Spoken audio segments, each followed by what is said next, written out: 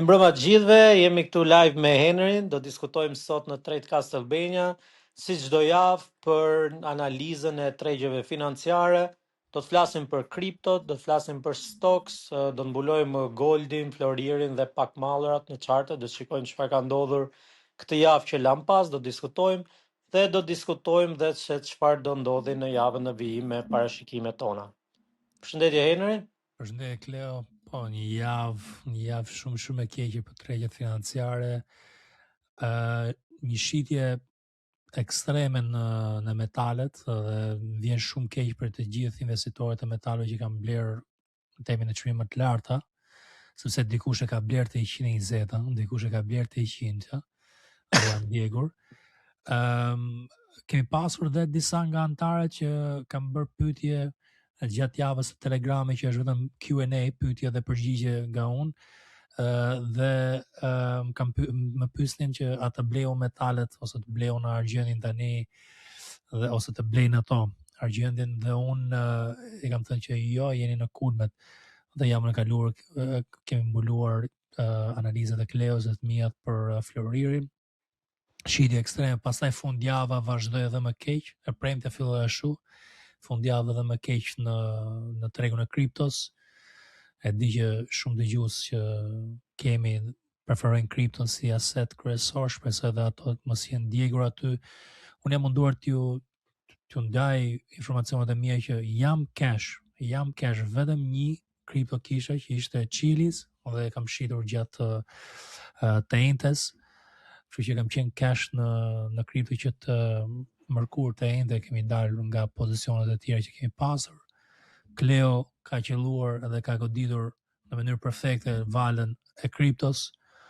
Do mulem dhe atë gjë si e ka kapur Kleo, çfarë ka menduar për kripton aty dhe pse ka goditur në perfeksion valën deri te 77.000. Nga 88 duke deri te 77, edhe kështu me radhë. Për ngjarjet kryesore Kleo këtë javë, këto ishin të dyja për mendimin tim, por mendoj mund të kenë edhe diçka tjetër që këto kanë qenë lajmet më kryesore, domethënë diskutimet më të shumta që janë bërë gjatë kësaj jave. Ulja e metaleve, ulja e kriptove që u bë këtë fundjavë, pak me vonesë erdhi ulja e kriptove, por priteshe. Ndoshta ndonjëherë vjen edhe pak me vonesë në kripto kjo rënje, por ndoshta u ndikua edhe nga lajmi që presidenti Trump propozoi për emrin e ri të Fed në karrigën e Fed. Edhe ndoshta edhe kjo ka ndikuar tek rënja e kriptove, por lajm tjetër kryesor ka qenë, edhe kemi pas edhe një ulje në stocks, në S&P 500, Nasdaq. Unë e kam thënë dhe javën e parë, përmenda dhe metalet, përmenda dhe S&P 500 që do të kemi një ulje, dhe thash dhe javën e parë se çfarë do bëja unë në qoftë se do të isha në vendin e institucioneve. Do ta ngrija çmimin e goldit në 5100, 5200. Shëndet. Do ta ngrija çmimin e goldit në 5100, 5200, ndoshta e pak më shumë dhe pastaj do ta ulja. Eksakt ka bër prisja një ulje që të fillonte të mërkurën në metale, por ka filluar tenten. Por gjithsesi unë kam kapa të valën për ta tregtuar short e prisja. Edhe në indekse po ashtu, kam luajtur short S&P 500, Nasdaq, Hong Kong 50, i kam shortuar. Isha i sigurt domethënë me pak fjalë që do vinte kjo zbritje, por jo kaq e madhe me thënë drejtën. Metalet kanë bërë fix atë kullën e Eiffel, krahasohet në internet, kanë nxjerrë një skicë, kështu që është bërë si meme, që ka pas atë rritjen me hark dhe pastaj ka bërë atë uljen prap me hark dhe ka dalë në formën e kullës Eiffel. Por ky është tregu, është i paparashikueshëm, është anon me probabilitet që ne të jemi të saktë, sepse nuk mund të jesh gjithmonë i saktë. Por probabiliteti që ne të fitojmë ose nxjerrim një përqindje të mirë vjetore është në anën tonë. Domethënë kemi më shumë probabilitet të arrijmë këtë gjë se sa jo, paktën me analizat që ne bëjmë. Shpresojmë që t'i ndihmojmë të gjithë me analizat, nuk është se jemi në perfeksion, duhet ta kuptoni këtë gjë, por anoj me probabilitet. Po. Vetëm të fitojmë mbi 50% të rasteve, edhe të kemi rët që është rreziku kundër përfitimit të mirë, ne jemi okay. Është punë probabilitete, punë menaxhim rreziku, kështu që Është matematik, është matematik. thjesht. Jimmy Simmons, kështu për gjithë ata që e njohin, se është një ndër preferuarit e mi edhe pse ka vdekur, ka qenë matematicien, mësues matematike dhe ka bërë fondin e investimeve më të mirë gjitha kohëra që ekziston deri më sot. Kështu që është matematik. Po, eksakt.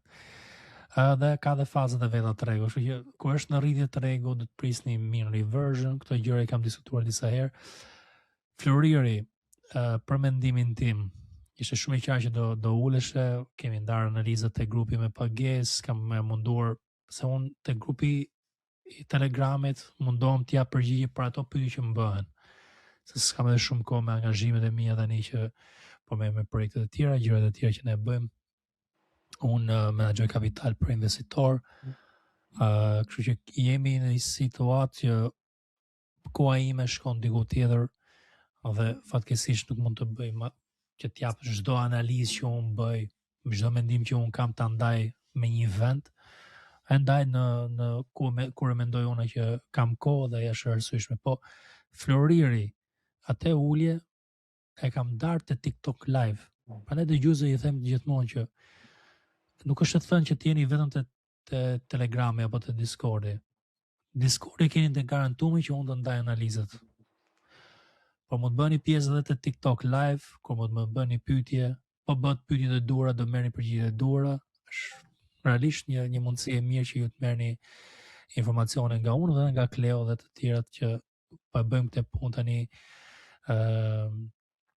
gati një vit e gjys podcastin dhe media sociale. Pastaj motoja ime në TikTok është gjithmonë që unë komentoj jemi më të mirë në Ballkan. Po nuk tallem. Dhe kam seriozisht. Shpresoj. Jo për të mburrur, po flas me fakte dhe me statistika, duke qenë që edhe ti ke qenë pjesë e US Investment Championship. Faktet flasin vetë. Do doja që të kishim shumë konkurrent tjerë, paktën në stocks exchange të tjerë shqiptar që të konkuronin, sepse është me të vërtetë diçka që vërtet ja vlen. Edhe do provonit vetën. Po. Shpresoj që them drejtën Kleo, shpresoj që një ditë ti apo edhe disa nga çunat e tjerë të bëhen në nivelet e duhur që të bëhen pjesë e kompeticioneve të tilla dhe të jemi të renditet në një nga më të mirët. Pse jo?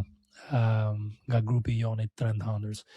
Por për Floririn, pritesh ajo lëvizje, ndoshta jo aq shpejt dhe aq thellë direkt, por një konsolidim, një ulje të mesatarja. Tregu lëviz në val. Trend vim prap të mesatarja, mund vazhdoj trendi prap ose thyet mesatarja dhe shkon për poshtë. Kjo është bazike e tregut. Bëni çfarë të doni ju, është matematike bazike. Çdo gjë do shkojë në ekuilibër, çdo gjë do shkojë te mesatarja, çdo gjë do shkojë te zonat që janë të përcaktuara. Sepse njerëzit mendojnë në këtë mënyrë. Robotët janë të koduar në këtë mënyrë. Mos prisni që nga 120 shkon te 180 apo 200 silver direct. Duhesh një lëvizje. Dhe ndodhe. Këtë javë mund të jetë një javë pozitive me një bounce që mund të bëjë tregu, po varet nga dollari, do rritet dollari apo jo, po rrit dollari atë do vazhdoj rënja në metale, mendoj edhe në kripto.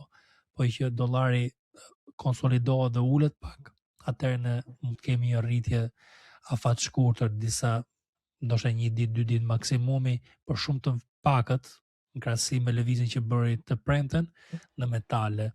Dhe shumë pak në temi në kripto. Këto janë dy asetet kryesore. Tjetër, çfarë thotë tjetër unë për metalet, nuk kam ndonjë gjë tjetër për metalet, duhet keni kujdes. Metalet, ana tjetër metaleve është që momenti që njerëzit shkon që të ishin në radhë për të blerë metale të çmura në Australi dhe në shtetet e tilla,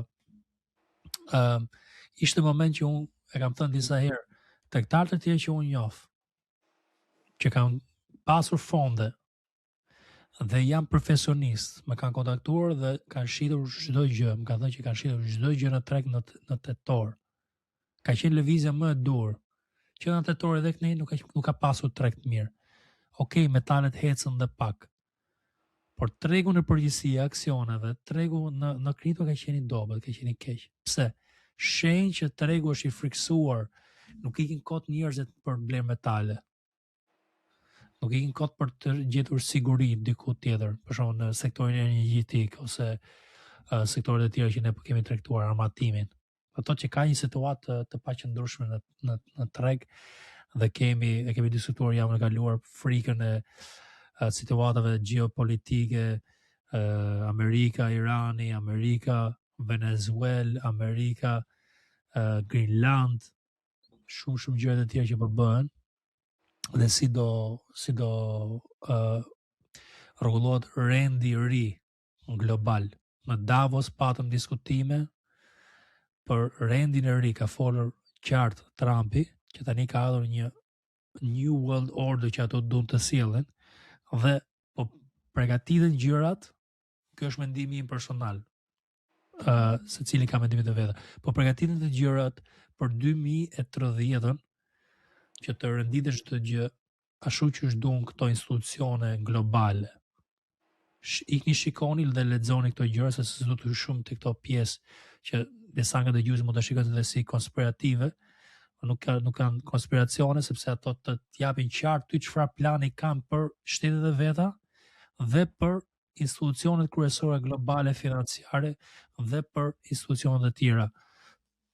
Është shumë i qartë kjo pjesë, kur ti ta jep në shkresë. Unë për shembull, kam një biznes, te biznesi shkruaj te biznes plani, shkruaj që unë do bëj këtë gjë. Ky është plani im, ky është përqendrimi im energjisë, vizioni im për të ardhmen e biznesit. Dhe e jap investitorit.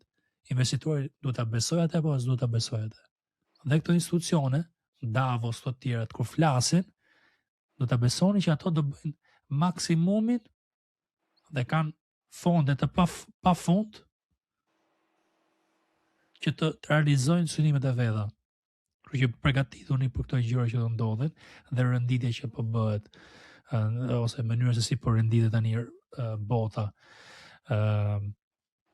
dhe po strukturohen gjërat. Çdo gjë po bëhet për burimet natyrore. Grenlanda, burime pa fund natyrore që janë të pa dhe mas toke shumë të madhe që vetëm të shkin akullin ato mund të fillojnë që të gjenë metale, minerale, gjëra të tjera. Ukraina po e njëjta gjë, minerale. Venezuela, naftë. Irani, naftë. Kështu që po ndërtohet diçka tani, po krijohen situata të tilla. Dhe me daljen e këto Epstein Files, mendoj që po përdoren si një mjet për të hequr vëmendjen e njerëzve të thjesht nga gjërat e tjera që mund të ndodhin. Ndoshta një rënje në tregtin globale financiare. 2026 ka qenë e përgatitur pavarësisht se 2026 fillimi ose deri mezi 26 ka qenë si një vit që është përgatitur një rënje në treg. Dhe jemi tani në cikël final në bull, mendoj unë. Po flas këtu për aksionet, se ato po qëndron më shumë, por në kripto është ndjerë më shpejt sepse është aset më i rrezikshëm. Metalet ka filluar tani. Do kemi kujdes për këtë gjëra. Kjo është mendimi im, ndoshta nuk është mendimi i Kleos, s'ka rëndësi. Unë do ta ndaj mendimin tim se vetë gjëra pak konspiracione, kështu që edhe unë nuk merrem shumë, po thash ta dhash shembullin. Unë kam një biznes, kam vizionin tim, ta ndaj vizionin investitorëve. Çfarë do të mendojnë investitorët që unë s'do ta realizoj atë vizion ose s'do të përqendrohem aty dhe këto institucione kanë po një gjëra. Ta thoj me shkrim. Çdo gjë. Okej. Ndonjë ngjarje dhe lajm tjetër, Kleo, që duhet të diskutojmë? Për këtë javë nuk është se ka pas edhe atë Trumpit pak e përmenda, po këto kanë qenë lajme më kryesore, ka qenë rënja e metaleve, që ka qenë lajmi që bëri boom në fundjavë. Këto. Okej. Kaq do të thoj që nga ana ime për kripton, do të më lë pak çfarë peti Kleo dhe pse traktove ti short, se unë si swing trader nuk e traktova jam i sinqert me gjithë antarët, edhe pse ndoshta mendojnë që kam dështuar, por dollari po fuqizohet, kështu që s'di çfarë të them më shumë se sa fiati im në arkën time të kriptos është rritur vlera krahasim me Bitcoinin, kështu që jemi okay. Po ti Kleo e traktove shortin. Çfarë pse traktove, ku e kishe ti le temi atë vendim, Po, pse morë atë vendim? në momentin që traktova unë short Bitcoinin, tek 89.000 e kam traktuar. Ishte herë e dytë që e traktoja short, se e kam traktuar dhe pak më parë, po afat shkurtër. Kurse momenti i hyrjes sell tek 89.000 ishte më shumë, edhe pse i përshtatesh atë strategjisë që unë përdor, që ne përdorim, strategjia private që ne kemi, që shumë pak veta e din të plot ose siç ne dim ta lexojmë, ishte perfekte, mendoj unë duke kombinuar në shumë orare, por ishte edhe pak me intuitive, sepse çmimi në momentin që unë kam hyrë short po rriteshe. Dhe në afat shkurtër kishte pretendime të rriteshe. Por një gjë që mendoj unë gjithmonë që futem në treg, që për gjithë dëgjuesit ta dëgjojnë, unë mendoj gjithmonë se si do manipuloheshin tregtarët. Dhe në afat shkurtër po rriteshe, mund të fuste akoma më shumë tregtar në lojë për long. Dhe atë mendova, domethënë një rezistencë që po bëheshe në afat shkurtër te një çmim, mendova që nuk do ta thyej atë rezistencë, ose mund ta thyej pak dhe pastaj do shitet, dhe hyra pak dhe me intuit. Por tek ditori ishte perfekte, duke u bazuar te strategjia jon për short. Edhe këtë mendova, edhe pse çmimi po rritesh, unë hyra sell, edhe ndodhi ajo që ndodhi pastaj. Plus metale të rëndë, se unë kam hyrë sell në një sekond të njëjtën në kripto. Plus metale të rëndë dhe çmimi i kriptove nuk është se lëvizi shumë, erdhi pak me vonesë shitje, diçka kishte dhe ishte edhe pak me intuit edhe me kombinimin e strategjisë normale. Ishte lëvizje perfekte. Ishte një vazhdimsi për short, sepse unë e thash që e kam tregtuar short që 92.000, 93.000, kam kapur 2 val, por ishte tek i njëjti çmim kur dola, ishte edhe rihyrja, ndoshta pak diferencë. Ishte tregtim shumë i mirë, doli, dhe këto lloj tregtimet, prandaj bëra edhe pyetje Kleos, do jem pjesë e grupit të ri që do bëhet CFD, me akallin CFD, që do jem me leverage. Këto lëvizje Kleo ku i tregton pak më afat shkurtër, që mund të quhen jo day trading, por intraday trading, do jem pjesë e grupit ose pjesë të grupit të ri që do hapet mrena grupit ekzistues, që do hapet për publikun. Momentalisht jemi 3 veta aty që diskutojmë, edhe unë përfshihem aty që diskutojmë këto ide dhe i ndajmë. Më fal, grupi është duke ecur shumë mirë, domethënë provat që ne po bëjmë këtu dhe disa muaj që po e provojmë. Po kemi shumë pyetje në Telegram që pyesin kur do jetë gati. Më pasur edhe disa pyetje para dje ose para dje mos gaboj. Dikush tha që dërgo prova, sepse ne tregtojmë në MT5 MetaTrader 5 dhe unë e dërgova 2026, është perfekte, 170% plus për një muaj, është diçka shumë e mirë. Po ashtu dhe 2025 që kur kemi nisur. Po thjesht duam që të jetë 100% gati, jo nga ana e tregtimeve, sepse duam të jemi ne gati për mos gabuar me ju. Nuk është se ne nuk dim ta tregtojmë. Kjo është diçka që duhet jemi gati që mos gabojmë me ju, domethënë të jemi në momentin e duhur t'i dërgojmë këto tregtime, kur të hyni dhe kur të dilni. Edhe po bëjmë disa gjëra tjera, do të bëjmë disa video ku do të shpjegojmë si do të funksionojë grupi, platformat që ne përdorim, që mund t'i përdorni edhe ju, sa përqind e rrezikojmë në çdo tregtim, disa gjëra tjera që jemi duke i bërë, por çdo gjë e duhur merr kohën e vet dhe duhet kohë e duhur. Domethënë step by step, hap pas hapi ne do të shkojmë tek grupi që do të jetë gati shumë shpejt. Po e ka Henry në dorë, kështu që. E kam unë vendimin final sepse është në grupi im dhe kuptohet që është edhe reputacioni im që hyn aty dhon. Prandaj ndoshta çunat po i vjen në provë dhe pak më gjatë se sa mund t'i vjen një person tjetër që dhe mi ka vetëm interes financiar. Unë ja fitova pak më shumë pare le teme nga komuniteti ose ne fitojmë pak më shumë pare. Unë du jetë gjatësi të kjo punë dhe të reputacioni im sepse kam dhe planet e tjera, por është një mënyrë që me vërtet të gjithë antarët dhe të gjithë dëgjuesit që kanë dëshirë që të tregtojnë me leverage, të jenë pak më agresiv, le të themi me kapital më pak, ose duan të bëjnë tregtime me prop firm, keni mundësi të tregtoni këto lëvizje që do ndahen te ky grup, por çdo gjë do bëhet në mënyrën e saktë, me transparencë totale dhe ne do mundohemi që të ndërtojmë gjërat sakt për ju. Pastaj ndoshta mas një farë suksesi me këtë gjë mund të shtojmë dhe shërbimet e tjera. Unë kam qef shumë të madh që të bëjmë dhe options trading për ju te komuniteti jon, por është le të themi pas hapi çdo gjë, panxitim për mua. Nuk kam ndonjë gjë.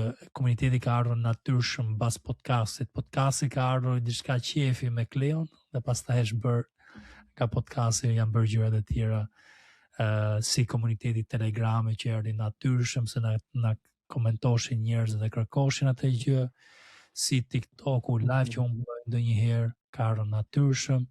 Çdo gjë do vi natyrshëm dhe do besoj që në këtë mënyrë bëhen edhe gjërat më të mira.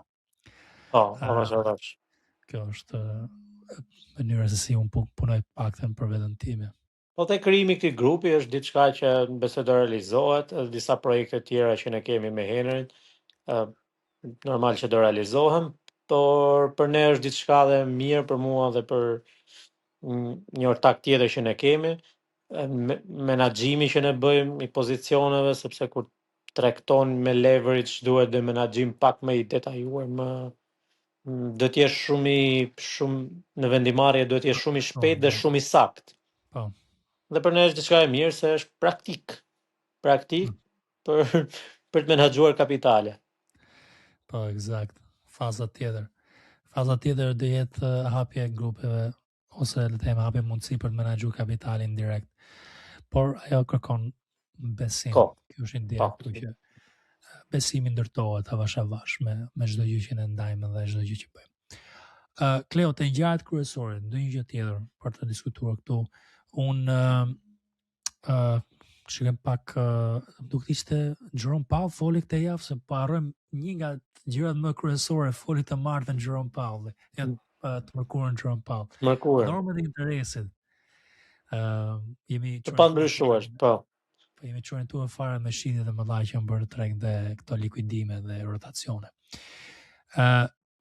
3.7%, 3.75% ka qëndruar normat e interesit ashtu që kanë qenë. Jerome Powell foli, asgjë nuk ndryshoi aty. Them dhe unë e prisja këtë gjë dhe kam diskutuar edhe te Telegrami, ku kam thënë që në shtetet e tjera, Britania e Madhe, Europa, BE-ja, kanë bërë ulje norma e interesit kur e kanë çuar te kjo zona 3.7%, kanë bërë një pauzë. Një pauzë pse?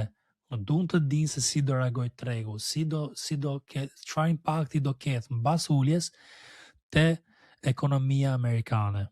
Kjo është situata tani në Amerikë, por në shtetet e tjera kanë qenë në ekonomitë e tyre. Dhe kjo gjë ka ndodhur dhe me Amerikën. Amerika është, le të themi, 6 muaj deri 9 muaj mrapa me uljen e normave të interesit me BE-n dhe me Britaninë. Pastaj mendoj mbas një pauzë mund të bëjnë ca ulje të tjera duke marrë statistika të reja dhe shikojnë impaktin e uljeve që kanë te bizneset dhe te në ekonominë e përgjithshme. Këtë shikoj unë, nuk kam ndonjë gjë tjetër për të thënë aty, veç se asetet të rrezikshme do shiteshin mbas këtij lajmi ose do kishin një impakt negativ.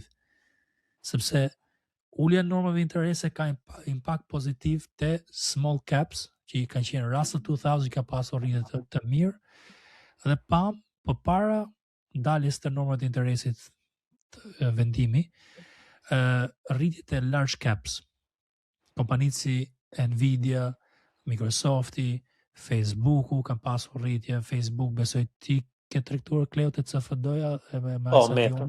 Po. Ke tregtuar Metën aty, dhe asete pak më le të themi large caps që kanë këto akauntet e CFD-s në rritje. Po ka pasur rotacione. Dhe e pash që rastet përshiteshe, por dhe kripto ishte si dobët, nuk ishte le të themi atë fuqin për të blerë. Dhe ja çfarë ndodhi më mrapa. Jemi situatë javën që do vi, po fillon pak earnings season, do dalin dhe niveli papunësisë që është në Amerikë, non-farm payroll, unemployment rates që të dalin, kemi JOLTS, job openings, sa punë janë hapur, këto do na japin informacione për vendimin tjetër që të dalin nga Banka Qendrore Amerikane. Punësimi dhe inflacioni janë dy gjërat kryesore që duhet shikojmë. Dhe Banka Qendrore Amerikane po merret më shumë me punësimin tani, mendon që ka një treg që po ngadalsohet në punësi, punësim, kështu që po e shikon me kujdes. Kemi dhe earnings, e përmendëm dhe earnings. Një sektor që më pëlqen Kleo është telecoms, që janë T-Mobile, kemi Verizon, AT&T, kanë ecur disa, po T-Mobile më pëlqen, sepse po lëviz kapitalit e asete më të sigurta, si energjia dhe telecoms. Kaq, këto do të thoja nga ana ime, po patë ndonjë gjë tjetër për shtu këtu, po s'pate do ta mbyllim këtë segment me kaq. Dakor, do vazhdojmë me analizën teknike, Okay. shikojmë. Fillojmë tani me kaq ishte segmenti i ngjarjeve kryesore, e përmendëm dhe grupin dhe Discordin, po që doni të bëni pjesë e Discordit dhe të merrni më shumë informacione gjatë javës, unë çdo ditë ndaj analiza për gjendjet e tregjeve kryesore, përfshi këtu metalet, kriptot, aksionet, sektoret kryesore që unë po shikoj, çfarë po shikoj unë e ndaj me ju, sepse është një ambient pune Discordi për mu, dhe keni analizat makro që unë ndaj mbas lajmeve që dalin. Gjithashtu keni dhe watchlistet e mia në aksione, çfarë po shikoj atë ditë, top aksionet, top ide që kam, kriptot, dhe në fund të ditës ndaj dhe gjendjen e portofolit tim pa dhënë hyrje dhe dalje, sepse janë të rezervuar për grupin premium, që kanë bërë trajnimin si Kleo dhe të tjerë që janë pjesë e komunitetit le të themi më të avancuar, por shikoni çfarë kam në portofol, si emër dhe sa fitim kam, sa përqind e kam bërë dhe sa kam rërën. Është mirë për ju që të shikoni se çfarë po shikoj unë dhe çfarë po tregtoj unë dhe çfarë kam tregtuar, me idenë që dhe ju mund të ndërtoni një portofol të tillë. Atëherë, fillojmë me segmentin e analizës teknikale, të fillojmë me aksionet. Okej, S&P 500 kryesor janë për mu për të marrë vendime për tregjet e aksioneve. Kisha një vistu që është mesatare që unë kam parë që në tetori që kam mbajtur anon pak për lartë, por një gjë që s'm ka pëlqyer, kam kohë që nuk më pëlqen kjo gjë, testimi që bën të çmimit historike më të lartë, edhe pse bën një çmim më të lartë, reziston një herë, dy herë, edhe kjo mund të quhet një rezistencë e zona, prafërsisht. Reziston dip. Reziston dip, reziston dip, reziston dip, reziston prap dip, më thellë, reziston këtu dip, dhe tregon që kjo zonë është bërë shumë e vështirë për të thyer. Tregon që ndoshta po përdoret si likuiditet. Tregtarët që blejnë dhe vazhdojnë të blejnë me shpresë që do shkojë më lart çmimi nga institucionet, dhe më frikson pak kjo pjesë, ndoshta kjo është arsye kryesore pse Kleo ka hyrë short në disa indekse të grupit CFD që që të njëjtën dhe të premten, dhe mendoj që kemi dy zona, kemi 6680, kemi edhe 6500 që mund të kapi, që janë zona teknikale. RSI po duket ndobët, kemi pas bearish divergence, nuk ka blerje tregu. Një nga arsye pse unë nuk kam performuar shumë mirë këto 2-3 muaj është kjo, nuk ka fuqi relative tregu, nuk ka fuqi, nuk po shtryn për lart. Dhe unë jam tregtar që tregtoj me vrull, dhe kur s'ka vrull, unë rrallë herë fitoj parë në treg. Kam fituar në gjysmën e lëvizjeve, kam humbur në gjysmën e lëvizjeve, kam menaxhuar, le të themi, pozicionet aq mirë se sa mundem që të minimizoj humbjet, por është shumë treg e vështirë. Kjo situatë duhet me vërtet një eufori blerje, një trend të zhvillohet që nuk po zhvillohet. Shenjë që jemi në distribution, kam përmendur disa herë. Distribution është kur institucionet e përdorin zonën për likuiditet dhe fillojnë të arrisin çmimin të një zonë që të shesin dhe pastaj e ulet, arrisin prap shesin, arriset prap shesin, dhe dalin institucionet afatgjatë që tregtojnë. Edhe që kanë tregtuar që në momenti që ka bërë crash tregu në mars këtu. Po marrin profitin. Kleo, ti çfarë shikon të kjo? S&P-a? Është pak, do të shikojmë si do hapet sot, të shikoja unë si do hapet tregu sot dhe pastaj mund parashikonin për nesër në orën 2:30. Se si do ta blinte amerikani apo do ta shiste. Por e thash dhe javën e parë që nuk po, mendoj për mu shpresoj të ecim short, unë e kam blyt short, e kam kap një val short shumë të mirë në indekse. Po zonë e fort, do të thoja është dhe zonë e fort supporti, kjo pjesa tek çmimi 6900, dhe po theu aty pastaj ndoshta dhe më poshtë. Po që shikoj unë, po shkoj 6920, dhe shkoj prap aty, do testoj prap atë zonën 6900, S&P 500, dhe aty do të tregoj pastaj. Por e the edhe ti që nuk i mungon fuqia blerëse tregut. Janë situata gjeopolitike, për mendimin tim, me tarifa, gjërat e tjera që nxori, plus Trumpi me propozimin që ka bërë, varet se do ta presin nesër tregu amerikan, për emrin e ri që do të vihet në krye, por shikojmë, nuk e di. Ti çfarë mendimi ke për propozimin e Trumpit? Se bëri një analizë në rrjetet sociale. Mendoj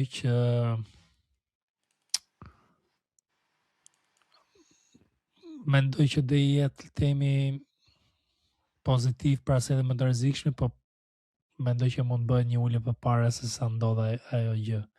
Kështu që mund të jetë herë si priten këto gjëra, si ta shpjegona, kur ndryshon administrata e diçkaje, gjithmonë ka çrregullime. Çrregullimet, ndryshimet të mëdha në, më themi, ligje dhe strukturat e një shteti ose një institucioni kryesor, gjithmonë sjellin pasiguri te punëtorët që janë mrena të organizata herë, fillim që na punëtorët që janë të mrenshëm, deri te investitorët të jashtëm, edhe që ato që përfshin dhe shikojnë nga larg. Dhe zakonisht kur ka ndryshime në një organizat, do hiqen njerëz nga puna, do ndryshohet të temi struktura çdo gjë, do ndryshohet të temi animi, do ndryshohen ligjet, rregullat e një institucioni, edhe një biznesi ndodhin këto gjëra, dhe pastaj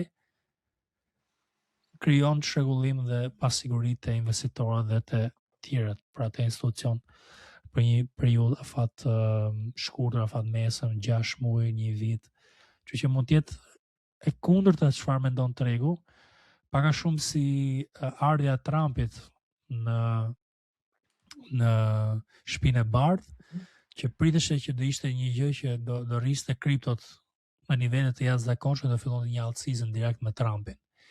Dhe nuk ndodhi ai gjë, sepse ai solli pa siguri dhe ndryshime të mëdha në ligje në tregun e amerikan, dhe ndodhi ajo që ka ndodhur tani, që jemi ku jemi në treg, në një treg shumë manipulues, me lëvizje false shumë.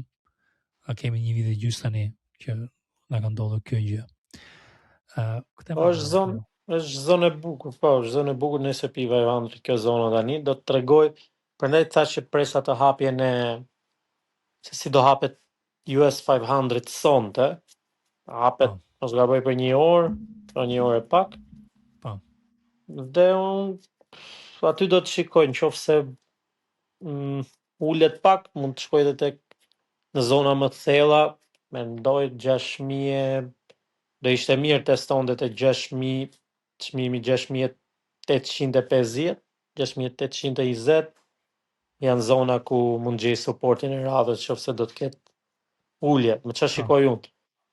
Po. Por do ta tregoj të tregu. Po më besoj është dhe kjo pasiguria dhe kjo që shpjegove ti.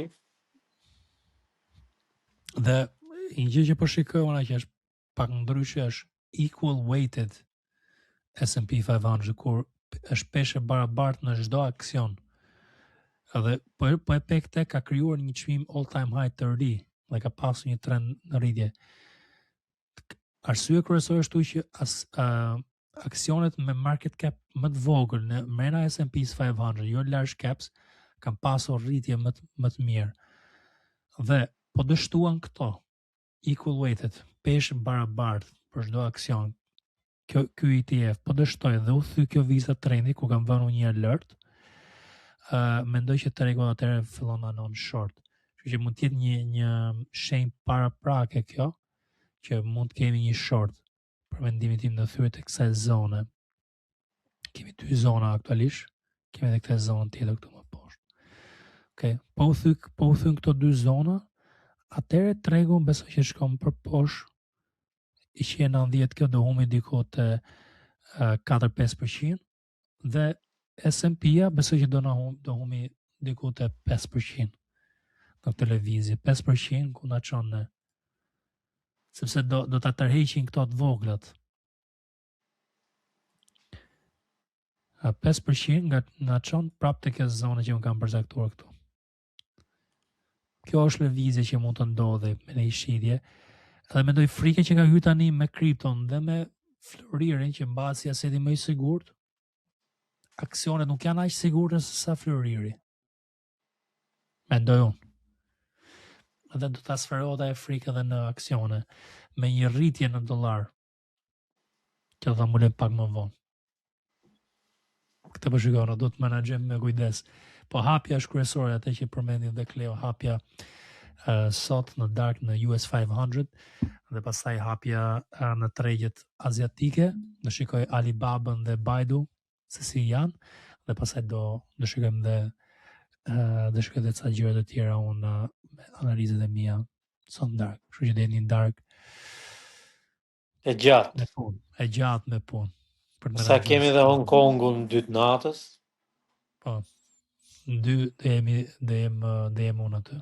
Një alarm. Nasdaqu.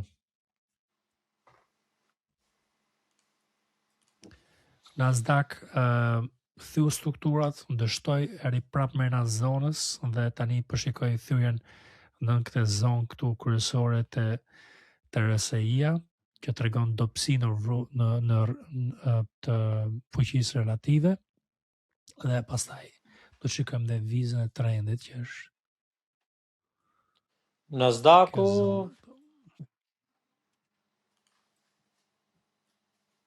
për mu duket aq mirë. Po. Kjo zonë do shikojmë se po ndodhi e 2 fish lëvizja. Çfarë është? Equal weighted, kompanitë më të vogla me S&P-s të shiten, që janë shit javën e kaluar, dhe janë rritur large caps, po u shiten large caps, tërheqin dhe këto të voglat me vete dhe shitet gjithë tregu bashkë. Kjo do jetë ajo, le themi, kombinimi që po shikoja unë, Kleo, këtë javë që do vinë po që do bësh shitje. Po të shikojmë, sepse akoma kemi shpresën që përmendi Kleu që të mund maj supportin dhe 6800 ca përmendi ti? A e zona? Po. Po.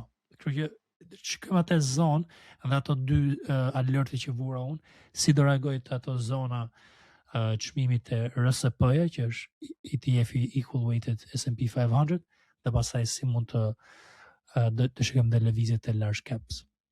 Se kemi dhe këta US 30, Dow Jones, që duket dobët. Unë nuk e analizoj shpesh Dow Jones, për dhe Dow Jones duket dobët. Shikon këtu, që po merr këtë zonë, po nuk majti këtë zonë këtu, 28.470, Dow Jones, thynë dhe large caps të rihiqen. Po bëhet të temi ajo dopsia, mendoj që është afër. Russell 2000, që mos të rrim shumë të kjo analizë vetëm për S&P, flasëm dhe pak për Bitcoinin, Russell 2000 ka ardhur deri te kjo zona që duhet mbaj support, edhe shikojmë tani se si do reagoj në hapje nesër. Po reagoj pozitiv, do kemi një rritje, po sa deta e rritje shikojmë. Kjo është zonë supporti për momentin, duket okay. VIX ka pasur një rritje shumë të madhe dhe është rritur volatiliteti, pas siguria në treg. Do shikojmë tani mbas divi që bëri të premten, ose kjo kyqëri që i e lartë tjerë poshtë nga do anoj. Për qenë agresiv në treg, do të shikojmë në 16 prap VIX-in. Për qenë jo agresiv në treg dhe të dalim nga tregu, të shesim çfarë kemi, asetet të rrezikshme, aksione dhe tilla, do të shikojmë mbi 18. Mund vëmë edhe një mbi 17.7. Që në këtë zonë thyet vizat trendin dhe jemi rrugës për 13, i bi që jemi për të shkuar për all time high. Bounce të 6.8 që përmendi Kleu dhe shkojmë të all time highs. Po që nuk thyen atë zonë dhe vazhdon për lart volatiliteti, pastaj shkojmë deri te zona 6.5 S&P 5% minus, mendimi im, se do bëjnë ndonjë spike të rregull me një lajm që mund të dalë javën që do vi. Prandaj do të jemi shumë kujdesshëm në këtë pjesë. Kleu, po lejmë kaq për aksionet? Po. S&P e vëmë. Atëherë kaq ishte analiza e indekseve kryesore. Kjo ju ndihmon juve që edhe të merrni vendime në tregjet e aksioneve, kuptoj që tregjet e aksioneve kanë dhe rotacione në sektore të ndryshëm. Për analizat e rotacioneve keni komunitetin 15 pound në muaj, Novice Hunters, linkun e keni më poshtë në përshkrimin e videos. Hyni aty dhe do shikoni çfarë sektorësh po blej unë dhe ku po bëj unë rotacionet e mia dhe lëvizjet e mia me kapitalin dhe portofolin. Atëherë fillojmë me analizën e kriptos, fillojmë me Bitcoinin, Ethereum. Po padi dëshirë Kleo të analizoj diçka tjetër, dhe analizojmë dhe ndonjë kripto tjetër, por fillojmë mirë me kripton. Me Bitcoinin. Okej. I gjë që do t'i them të gjithë dëgjuesve këtu është që vetëm një person dje më ka pyetur çfarë do bëj Bitcoini dhe ku do shkoj. Kemi Telegrami me 1380 antar. Të gjithë flisnin aty, pas njëri nuk më pyeti mua se ku mendoj unë që do shkoj Bitcoini. Të paktën 3-4 ditë fundit nuk më ka pyetur asnjëri. Por dje më pyeti Kleo për të marrë një vendim për të menaxhuar pozicionet e vet. Kështu që po më pyetet çuna dhe vajza që dëgjoni në Telegram, unë do t'ju jap përgjigje. Po nuk pyetet, ndoshta nuk do merrni analizë në momentet vështira. Kleo mori përgjigjen, kam darë dhe me screenshot në Telegram, dhe më tha, sa mendon ti që do shkoj Bitcoini? Më duket ishte diku te 80 ca, atë Bitcoini, i thash do shkoj, përpara se shkoj te 78-a, këto 70, thash do shkoj 72 deri te 78. 72 këtu, deri 78 mendoj unë në këtë val, përpara se bën një rritje. Edhe unë vura take profit 77.3, se i kisha risk reward 1/6. E luajta këtë me stop loss shumë ngusht. Isha i sigur se e përmend edhe në fillim podcast. Isha shumë i sigur në këtë lëvizje. E thash, ishte lëvizje se si do institucionet si do vepronin, perfekte. E njëjta ide, ashtu vepruan, ndoshta traders, ndoshta institucione nuk e di, por për mua veproi çmimi, qiriri. Dhe pastaj për pjesën e vendosa që ta bëj take profit aty, pse isha fix 1/6 dhe vura aty. Po, shumë mu duk pak interesante kjo pjesë që i vetmi, kuptoj që ishe shtumë, po gjithë bëshin chat aty edhe pse nuk lejohen të bën chat, dhe fund fare vetëm Kleo më ka bërë një pyetje në një chat privat që ne kemi për menaxhimin e gjërave të CFD bashkë. Po diku është ideja ine, që është ideja që kur bie çmimi, me çfarë kam vënë unë, në flas në kripto, se jo shumë shqiptar tregtojnë stocks. Kur bie çmimi, gjithë sulen. Të gjithë të bëjmë vërejtje, gjithë të shkruajnë, mund të thonë ofendim. Normal se është në pjesë të edukatës personale ajo gjë. E bëjnë sepse humbin lek. Disa çuna më kanë shkruar privat edhe gjëra pozitive, po. Mirë, diskutohet që 90% janë pozitive. Flas e morat përgjithshme është sepse humbin lek. Prandaj nuk pyet njëri. Nuk pyet se çfarë do bëj çmimi sepse janë duke humbur. Ndjen nervat diku. Eksakt. Kështu që un bëj pyetje si tregtar, normalisht që kam shumë besim, edhe jam mirënjohës, domethënë, për çdo përgjigje që më jep, e vlerësoj. Po. Do të them dëgjuesve, po një gjë që kam thënë Kleut në start, kur jemi njohur dhe ka pasur dëshirë që të mësonte nga unë, dhe më bënte pyetje, e kam thënë që po bëre pyetjet e dura, do marrësh përgjigjet e dura. Po pra, se s'më kthehesh edhe një herë, më lishe sin, të jam, po ky pse më lesin, po. I thosha unë ti mos mërzite se do të pyet shumë, se e pyesja shumë unë. Bëhet fjalë para disa vite. Edhe më tha ky po bëre përgjigje dur, marrësh përgjigje e dur, ma linde sin ky, thoya unë, ja fos skot me këtë pyetje. E pyesja për diçka tjetër, veç e pyesja unë. Pra duhet me kërku atë që do ta arrish, duhet ta kërkosh. Ose duhet ta marrësh pak me stil. Po. Ja për shembull. Pyetja më pa vlerë është, a jemi bear, a jemi bull? Do më falni, sepse më është bërë shumë shpesh kjo pyetje. A jemi bear, a jemi bull? Nuk është a jemi bear, a jemi bull. A ja vlen tani të hyj unë në treg apo të rri jashtë? A ja vlen që unë në këto momente ku jemi tani, çfarë duhet marr, çfarë vendimi duhet marr unë këtu në këtë moment? A Kleo, çfarë vendimi duhet marrim ne në këtë moment? Jo a jemi bear, tregu ka qenë bear, por tregu dhe mund të kthej. Pyetja është, kur do kthej tregu, ku do gjej supportin, sa do rritet përpara se gjen rezistencën. Dhe është shumë e qartë kjo, mund të rritet deri këtu, te zona 83, të gjej rezistencë, shkon pak më thellë dhe bën konsolidimin, këtë parashikoj unë të paktën momentalisht, se mund të ndryshoj mbas testimit të kësaj zone. Dhe si do reagoj këtu, çfarë do ndodhi, do shkem prapë për poshtë, si do eci lëvala, shumë gjëra të tjera, ku do gjej rezistencë, ku do gjej support. Këto janë pyetje më me vlerë për të marrë vendime. Jo a jemi bull, a jemi bear. Ne jemi gjithmonë në bull. Pse? Çdo gjë është në inflacion. Ne gjithmonë jemi bull. Mujori.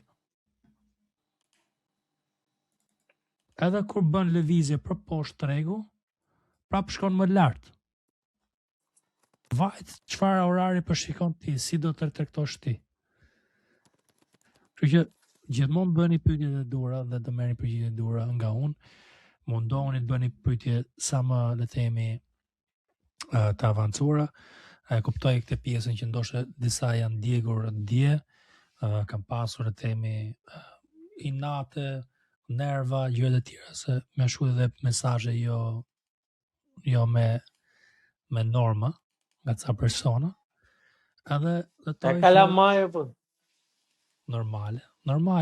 Po do të thoj që nuk është nuk e kam unë në dorë tregun. Unë jam interpretues të tregut, unë jam tregtar. Dhe mrena kësaj gjë unë bëj pyetje të vetes time gjithmonë. Këtu ku jemi, ku anojnë probabilitetet, po kemi RSI-n shumë të shitur, okay. Po kemi zonat e mujorit, të javorit, të editorit, kategorësh, këto gjërat e tjera që ne shikojmë tani. Pjesa tjetër është që nuk kuptohet analiza me vendimarrje. Po nuk kuptove këtë pjesë që unë mund të parashikoj 98-ën këtu. Po nuk dalte 98, se unë ndoshta parashikoj me një lëvizje, me një bounce të vogël, kjo shkon për më lart dhe e lej pak. Pastaj strukturën unë dal. I jap tregun mbrapsht diçka, se edhe unë nuk jam perfekt në këtë pjesë. Kështu që mendoni gjërat pak më thellë dhe mendoni si tregtar. Ku do ikë çmimi, pse do ikë aty, si mund ta shfryzojmë në këtë mënyrë, ku do manipulohet, si përmendi Kleo pak më para për lëvizjen e Bitcoinit, si mendoj ai që mund të manipulohet te kjo zona vala për lart para vendimit ose gjatë vendimit për normat e interesit. Lidhen lajmet me anën teknikale dhe bëhen manipulime apo bëhen, le të themi, vendime të tregtarëve të tjerë që lëvizin çmimin. Dhe kjo ndodhi këtë javë. Kjo ishte mërkura këtu. Filloi që të heste pak dhe pastaj u shit. Për shumë këtë val ka kapur Kleo dhe ka kapur, le të themi, perfekt. Tendet çmimi dhe është mund të shkojmë deri te zona 83. Tani kuptoj që edhe pak më thellë mund të heci, pak fare më thellë këtu, mund të heci deri te 72-shi, por që të shkojë deri te 68 duhet një lajm, le të themi, më vërtet negativ. Skenari që unë përmenda te TikToku, kur bëra live dje, është që po që 2 javorsh i parë i shkurtit është negativ, 2 javorsh i dytë është pozitiv. Po që jemi pozitiv 2 javorshin e parë ose javën e parë, momentet e para të shkurtit që vinë deri këtu, kjo lëvizje, rritje, pastaj mbaron shkurti negativ deri këtu. Që do shikojmë me kujdes se si do na hapet shkurti tani këto 3-4 ditë e para. Po që shkojmë short, dhe gjithë supportin këtu, supportin e dur të 68, 69, dhe pastaj shkojmë për long dhe fillon vala e longut këtu, nga 70 e ca që mund të pozicionohemi ne, që mund të kapim dete kjo zona këtu i erë, dhe pastaj unë mendoja dete te 98 prap tani. Këtu kemi 1.3 mundësi. Kthim trendi. Okay, këto janë 2 skenaret, por do shikojmë se si do na hapet shkurti nesër. Ky është mendimi im. Kemi Ethereum që vazhdon të shitet pak. Unë po punoj me idenë që mund të mbante support e kjo zona, e ka thyer tek strukturë, po kam pasur edhe 2 zona të tjera që kanë përcaktuar me kohë. 2200 dhe 1900 e ca. Jemi shumë të shitur, prandaj mendoj që ndoshta fillimi i shkurtit fillon pak rritje dhe pastaj bëjmë diçka të tillë që fillon vala për lart. Kjo ishte normale ose pak më shpejt që të filloj në fillim të marsit. Prilli, shumë rëndësishëm prilli, sepse bën ndryshimi i guvernatorit të bankës, chairmanin e bankës të qendrore amerikane. Kështu që edhe po pati një rritje çmimi në mars, në fillim të prillit, mbas vendimit mund të jetë shitja më e madhe. Varet si e interpreton tregu. Po mendoj që mund të bëhet shitja tani. Edhe sezonaliteti thotë këtë gjë që shkuri është më i keq. Si muaj historikisht, kështu që si viti i kaluar, që patëm shkurtin keq, mund të ndodhi për një gjë. Po varet se si do strukturohet dy javorshit të shkurtit. Mund duhet pak shumë i shitur, mendoj që duhet të kthehet prapë te kjo zona 2600, këtu do tregtohet prapë short mendoj unë nga tregtarët. Edhe një mundësi tjetër afat shkurtër që mund të tregtohet te kjo zonë. Përveçse si kjo zona tjetër që ka kapur. Kleo, diçka tjetër për shtu këtu? Të kriptët jo. Jo. Okej. Për një pyetje që keni, po që keni dëshirë të bëni pjesë të Telegramit, bëni pyetje aty, për çfarë do lloj aseti, për çfarë do lloj gjëje, për tregtimin e përmenda dhe gjatë segmentit të kriptos. Atëherë bëjmë analizën e dollarit, mallat kryesor, naftën, floririn, bondin 10 vjeçar dhe kështu me radhë.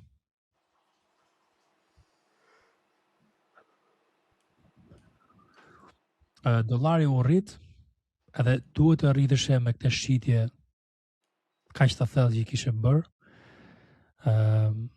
Dhe kjo ka qenë arsye kryesore pse floriri dhe silveri janë shitur, është shitur dollari dhe mund të vazhdoj dhe më deri te kjo zona këtu që mund kemi edhe një rritje pak më të madhe deri te 97.98 përpara se bën ndonjë dip tjetër dhe normalizohet situata, kështu që mund kemi edhe shitje pak më të thella në fillim të kësaj javës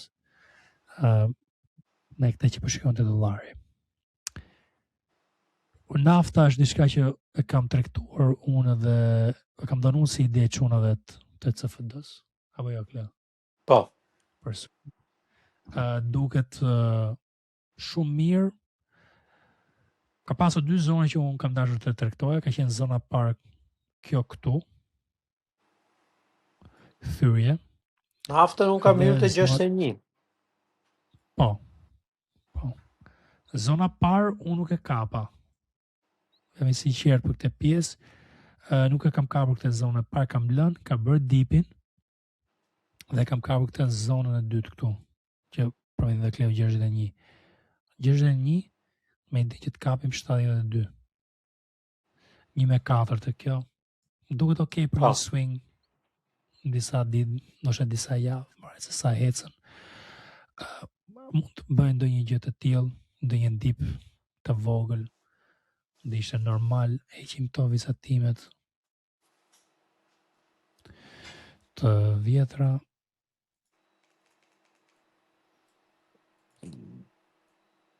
Duket, për mendimin të duket mirë. Dhe për bëjnë ndonjë dip, ndonjë konsolidim, ishte normal edhe. Shpresoj të eci pak më shumë deri te kjo zona 71-72. Tjetër metalet të gjithë të shkatruar normale mbas një val euforike në kishte shitje. Ja ku e keni. Mund të shkojnë te video i podcastit të javës kaluar që Kleo për floririn tha që jemi në një situatë euforike dhe mund të shkoj deri te 5200 që shkoj, po kjo pjesa fundit ishte blow the top off që quhet anglisht, ku hedhet le të themi komplet në mënyrë eksplozive vala Kur bëri këtë Doji Candle, unë dola dhe bëra një live të mërkurën për normat e interese dhe i thashe, po që bëhet të TikTok live, po që bëhet kështu që riu dhe mbyllet me këtë hije, do mbushet kjo hije të nesmen. Dhe u mbush, erdhi prap poshtë dhe ka shkuar dhe te zona tjetër më ulët, dhe te kjo zonë këtu 4600. Florirja. Mbyll me 8% minus. Silver njësoj dhe silver me këtë ulje. Tani jemi në fazë konsolidimi. Në shikojmë, do bëj për mendimin tim mund bëj një lëvizje për lart, do bëj kështu. Dhe çka tjetër. Do bëj ato të vetat, konsolidimi vet. Por një lëvizje për lart mund ta bëj, vaj nga dollari. Dhe pjesë do të analizuar, po dollari shkon më poshtë, shkon këtu. Mund bëhet që pastaj ndërtohet prapë. Po kjo është një shitje shumë e madhe, ndjegje shumë e keqe për tregtarët të metaleve. Më vjen shumë keq për ato që kanë bler në këto zona për afat gjatë. Është ndjegje e keqe. Bondi 10 vjeçar ka pasur një rritje të vogël dhe po tregon shenjë për një rritje tani. Po rrit bondi tregon që kërkon siguri të rregull dhe është risk off, jo risk on. Dhe kjo është çfarë përshikoj unë këtu. Kemi edhe gjërat e tjera që unë analizoj që ka të bëjë me rotacionin e sektore, por bëhet podcasti shumë i gjatë, prandaj ju sugjeroj gjithëve që të bëni pjesë e Discordit, se merrni ato analizat më detajume atje. Dhe pastaj keni edhe mundësi të bëni pyetje te Telegrami. Kleo, unë përmend me kaq. Po, besoj është mjaftueshëm. Po. Ndonjë gjë tjetër për shtu këtu? Apo? I ftoj gjithë, siç e the edhe ti, që të bëhen pjesë e Telegramit, pjesë e Discordit. Do të kenë aty gjithë analizat ditore, po ashtu dhe grupi ku mund të pyesni, mund të merrni përgjigjet nga unë, nga Henry.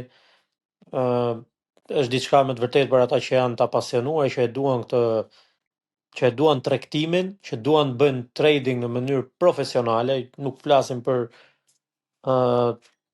gjëra të vogla, po ta kthejnë tamam në punë, në profesion. Është grupi i duhur, është dhe momenti i duhur për t'ia nisur, nëse e keni seriozisht, është me të vërtetë diçka që ja vlen. Dhe për aq një gjë minimale që ne kemi vendosur mujore, që Henry e ka vendosur, diçka thjesht qesharake për thjesht për të që keni seriozisht është mundësi e mirë. Është mundësi e mirë, po, prandaj e përmenda.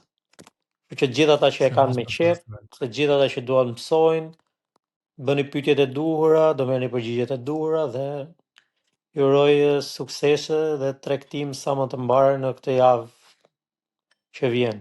Se unë jam gati që sonte do ta filloj dhe kujdiet kur e përfundoj edhe një herë të premten në darkë. Të premten orën 6 dalun nga tregjet. Okay. Shortet, shpresojmë të ndalen. Beshaka, shikojmë, do jemi aty gjithsesi. Dhe Big Shortin do ta kapi Kleo. Po, Big Shorti as bëhet fjalë. Do mundohem të kapim. Okej, faleminderit të gjithëve dhe shihim mirës tjetër. Bëni pjesë të TikTokut, po që Kleo nuk e përmendi, sepse në TikTok bëj live një herë, dy herë në javë varet nga java. Edhe është mundësi mirë të merrni informacione aty. Me gjithë mediat sociale të tjera do merrni shumë informacione edhe kalofshi sa më mirë.